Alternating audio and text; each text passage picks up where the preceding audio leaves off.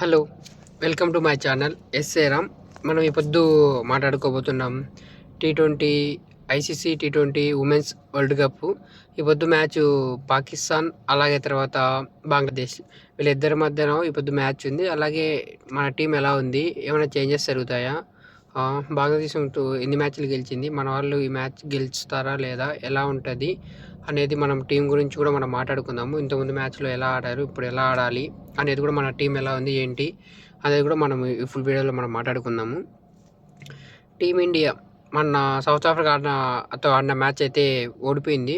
158 runs చేసి 7 wickets కూలిపోయింది.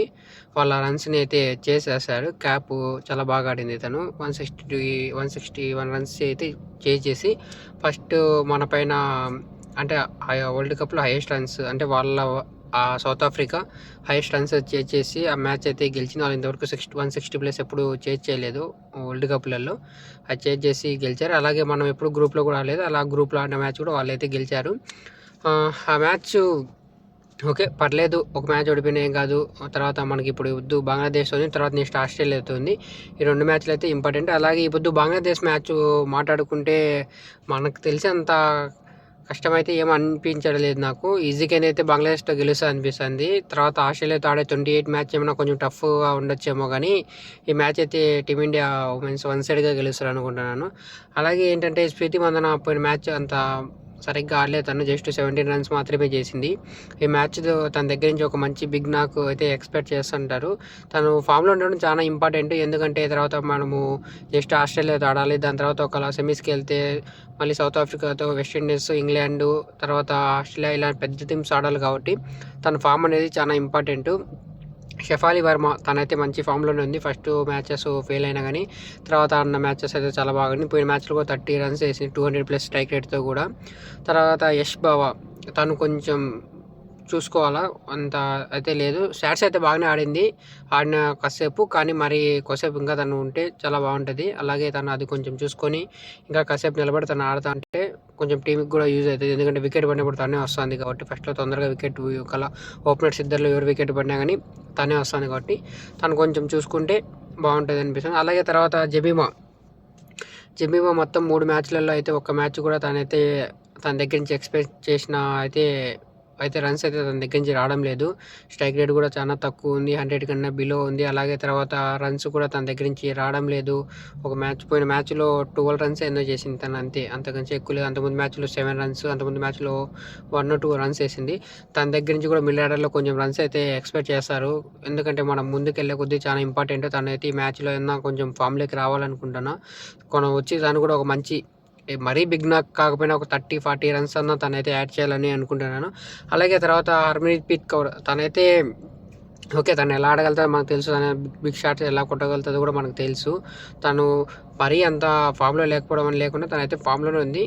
ఇంకా కొంచెం కిక్ రన్స్ చేస్తే బాగుంటుంది. తను స్ట్రైక్ రేట్ 100తో బాల్ టు బాల్ వెళ్తుంది. అంతకుముందు మ్యాచ్లో 34 చేసింది, మన మ్యాచ్లో 24 చేసింది. ఫస్ట్ మ్యాచ్లో బాల్ టు బాల్ రన్స్ వెళ్తుంది. తను ఇంకొంచెం ఫాస్ట్గా యాక్టివిటీ చేస్తే బాగుంటుంది అనిపిస్తుంది. అలాగే పోయిన మ్యాచ్లో దీప్తి కొంచెం చాలా తొందరగా వచ్చింది. కొంచెం ముందుగానే వచ్చింది. ఓకే అనిపించినంత అయితే ఏమనిపించలేదు. జస్ట్ 21 బాల్స్లో 29 రన్స్ ఏమో చేసింది. తను అనవసరంగా తను ఎందుకు ముందు పంపించాడో అర్థం కాలేదు. రిచాగా వస్తుంది, తను కొంచెం ముందు పంపిస్తే తనకి ఇంకా కొంచెం ఆడ నిలబడే ప్లేస్ దొరుకుతుంది. కొన్ని బాల్స్ ఫేస్ చేస్తే తను ఎలా హిట్టింగ్ చేస్తారో తెలుస్తుంది. కానీ తనకంటే ముందే ఎందుకు పంపించారో అయితే తెలీదు. తనకంటే ముందే వచ్చింది. తను వచ్చిన తర్వాత కూడా అంత పెద్ద ఇంపాక్ట్ అయితే ఏం కలిగించలేదు. 21 బాల్స్ 24 రన్స్ ఎన్నో చేసింది, అంతే, అంతకుమించి ఎక్కువ చేయలేదు తను. అలాగే తర్వాత మన బౌలింగ్ చూసుకుంటే, మన బౌలింగ్లో స్పిన్కే మనకు వికెట్లు పడుతున్నాయి. నైట్ టైమ్స్ స్పిన్కి అనుకూలంగా వస్తుంది ఓకే, కానీ ప్రతిసారి స్పిన్లో వికెట్ కావాలంటే కొంచెం కష్టం. ఫేస్ బౌలర్లో కూడా వికెట్స్ తీయాలి. ఫేస్ బౌలర్కి అయితే మనకు వికెట్స్ అయితే చాలా తక్కువ పడ్డాయి. ఇప్పటికీ నాకు తెలిసి 3 మ్యాచ్లలో కూడా నాకు తెలిసి ఒక 3-4 వికెట్ల కంటే ఎక్కువ అయితే ఫేస్ బౌలర్కి అయితే పర్లేదు. తీసిన వికెట్స్ అన్ని స్పిన్నర్లే తీస్తున్నారు. కొంచెం ఫాస్ట్ బౌలింగ్ పైన కాన్సన్ట్రేషన్ పెట్టాలనుకున్నాను. ఎందుకంటే నెక్స్ట్ మనం ఆడిపోయే సౌత్ ఆఫ్రికాతో కానీ, తర్వాత ఆస్ట్రేలియా, ఇంగ్లాండ్, వెస్టిండీస్ వీళ్ళతో కొంచెం ఫాస్ట్ బౌలింగ్ అనేది ఇంపార్టెంట్ ఉంటుంది. కాబట్టి దానిపైన కొంచెం దృష్టి పెట్టాలని నేను అనుకుంటున్నాను. అలాగే మన బౌలర్స్ అయితే పర్లేదు, బాగానే వేస్తాం. అరుణ్ జతి రెడ్డి కానీ తను కూడా పర్లేదు. పోయిన మ్యాచ్ 3 overs 29 రన్స్ ఒక తను పోయిన ఓవర్ ఒక ఓవర్ మాత్రమే వేసింది అనుకుంటాను. తను కూడా పర్లేదు 3 ఓవర్స్ వేసి 29 రన్స్ ఇచ్చింది. అలాగే తర్వాత షఫాలి వర్మ తను కూడా బౌలింగ్ అయితే చాలా బాగా వేస్తుంది. తనైతే వికెట్స్ కూడా తీస్తుంది. పోయిన మ్యాచ్లో కూడా 22 రన్స్ ఇచ్చి ఒక వికెట్ కూడా తీసింది.